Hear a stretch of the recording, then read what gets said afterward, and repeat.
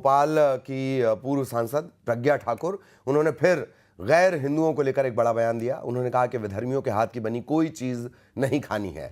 मंदिर के आसपास ऐसे लोग मिले तो ठुकाई करो।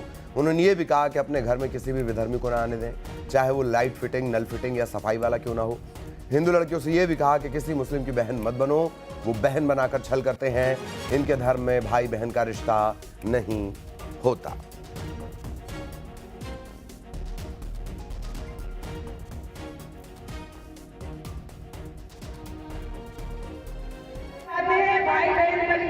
लेकिन आपको पता है कि मियाओं में कोई भाई बहन का रिश्ता होता ही नहीं, तो वो हमसे बहन का रिश्ता कैसे निभाएंगे। इसलिए सटे साक्ष्यम सभा चले, इस प्रकार का मंत्र हमें हमारे शास्त्रों से लेकर के उस पर चलना पड़ेगा। वो हमें बहन बनाने आए, हमें समझ लेना चाहिए कि ये बहन बनाने नहीं आ रहे हैं, हमारे साथ धोखा करने के लिए आ रहे हैं। अपने अपने घरों में किसी भी विधर्मी को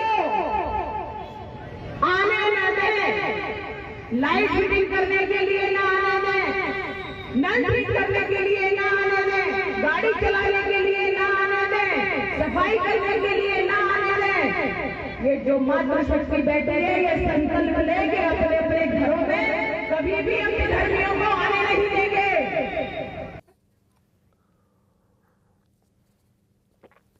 वासु, अभी प्रज्ञा ठाकुर को हम सुन रहे थे। प्रधानमंत्री उन्हें माफ नहीं कर पाए हैं, पर ऐसा लगता है उन्हें इस बात से कोई फर्क पड़ता नहीं है।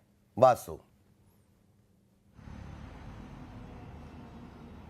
बिल्कुल, देखिए, प्रज्ञा ठाकुर जो भोपाल की पूर्व सांसद हैं, लगातार अपने बयानों के चलते चर्चा में रहती हैं और लगातार जो इस तरीके के मुद्दे सामने आते रहते हैं, जिनकी पिछले दिनों काफ़ी चर्चा भी रही, चाहे फिर वो रेप ब्लैकमेलिंग के केसेस हों या जो लव जिहाद के मामले होते हैं, उसको लेकर एक बार फिर कल वो एक कार्यक्रम में शामिल होने पहुंची थी और उन्होंने फिर अब उन्हीं बातों को दोहराया जो वो अक्सर जिस तरीके के बयान लगातार देती हैं कि गैर हिंदुओं से किसी तरीके का कोई सामान न लें, किसी भी तरीके का कोई उनसे रिश्ता ना बनाएं, क्योंकि वो एक रिश्ते के में ढलने के बाद कुछ गलत तरीके की घटनाओं को अंजाम देने का जो काम है वो करते हैं। और इसके बाद अब जो इस पूरे मामले को लेकर जो सियासत है वो तेज़ हो गई है, वो गर्मा गई है और अब एक बार फिर से जो लव जिहाद को लेकर लगातार बयानबाजी चल रही थी वो तूल पकड़ती हुई फिलहाल नज़र आ रही है। इतना ही नहीं, उन्होंने पूर्व प्रधानमंत्री को लेकर भी कहा कि जिनके पास जनमत नहीं था, जिनको देश के जो उस दौरान तमाम ऐसे समीकरण बने कि उनको प्रधानमंत्री बनाया गया, नहीं तो आज देश की तस्वीर और कुछ होती। तो एक बार फिर से बड़ा बयान जो है वो प्रज्ञा ठाकुर का सामने आया है और जमकर वो निशाना साधते हुए सामने आई, क्योंकि बीते दिनों जिस तरीके से गरबा पंडालों को लेकर, गरबा में गैर हिंदुओं की एंट्री को लेकर जो तमाम सारी बातें हो रही थी, सियासत हो रही थी, वो अब भी लगातार जारी है। बहरहाल देखना होगा कि कांग्रेस इस पूरे मामले को लेकर क्या कुछ स्टैंड लेती है। जाहिर तौर पर कांग्रेस क्या कुछ स्टैंड लेती है बड़ा महत्वपूर्ण हो जाएगा। वासु, एक बात और भी है कि एक तरफ आरएसएस प्रमुख कहते हैं कि नहीं अब इस तरह की बातें नहीं करनी है, दूसरी तरफ प्रज्ञा ठाकुर कह रही है कि नहीं नल फिटिंग भी नहीं करवानी है, सफाई भी नहीं करवानी है। वासु,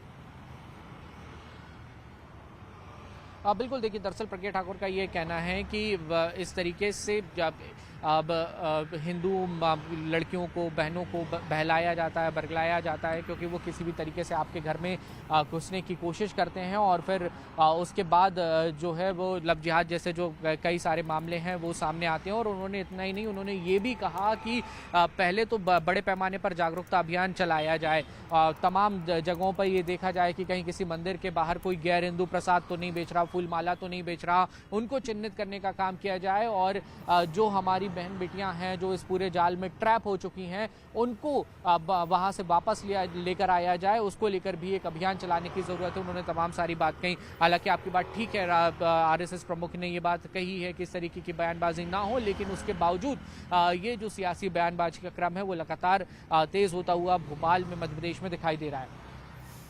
बिल्कुल, बहुत धन्यवाद आपका वासु इस तमाम जानकारी के लिए। सहयोगी वासु विस्तार से जानकारी दे रहे थे। आगे भी वासु के जरिए अपडेट अपने दर्शकों तक पहुंचाएंगे। इधर खबर जबलपुर से, युवक को बाइक पर स्टंट